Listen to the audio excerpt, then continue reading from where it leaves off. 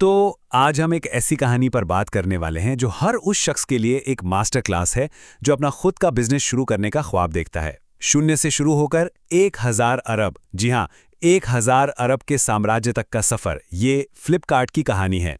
चलिए इसमें थोड़ा डीप डाइव करते हैं। एक छोटी सी ऑनलाइन बुक स्टोर जहां से बस कुछ किताबें बिका करती थीं, आखिर वो इतने विशाल ई कॉमर्स एम्पायर में बदल कैसे गई?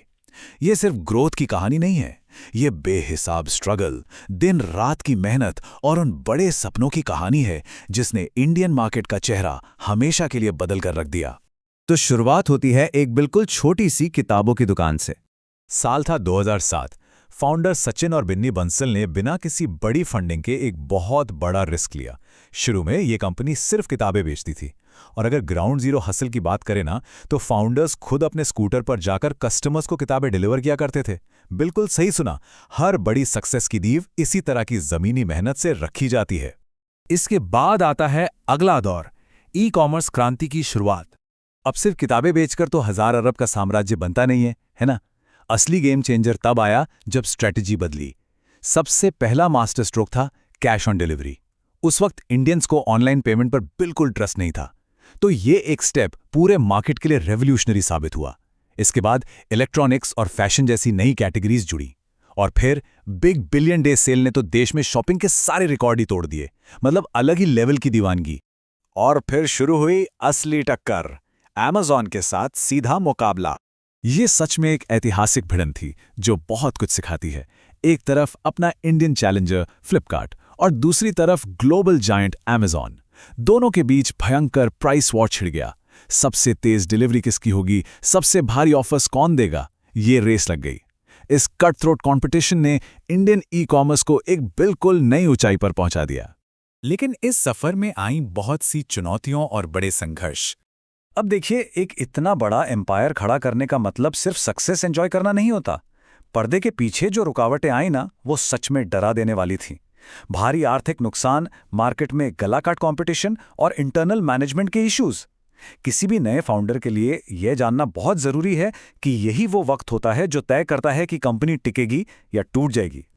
और इस सब के बाद वक्त आता है भारत की सबसे बड़ी डील का। अब यहां जो आंकड़ा निकल कर आता है ना, वो सच में होश उड़ा देने वाला है। $16 बिलियन। ये सिर्फ एक नंबर नहीं है, ये एक ऐसा माइंड ब्लोइंग पॉइंट था जिसने पूरी दुनिया में तहलका मचा दिया और सबका ध्यान इंडियन स्टार्टअप्स की तरफ खींच लिया। साल 2018 में ग्लोबल रिटेल जायंट वॉलमार्ट ने फ्लिपकार्ट को अक्वायर कर लिया। ये इंडिया की हिस्ट्री की सबसे बड़ी स्टार्टअप डील बन गई। एक तरह से ये फाउंडर्स के लिए सबसे बड़ी जीत थी, और साथ ही साथ पूरे इंडियन स्टार्टअप इकोसिस्टम के लिए ये एक ऐसा माइलस्टोन बन गया जिसने दिखा दिया कि यार इंडियन कंपनीज ग्लोबली कितना बड़ा इंपैक्ट डाल सकती है।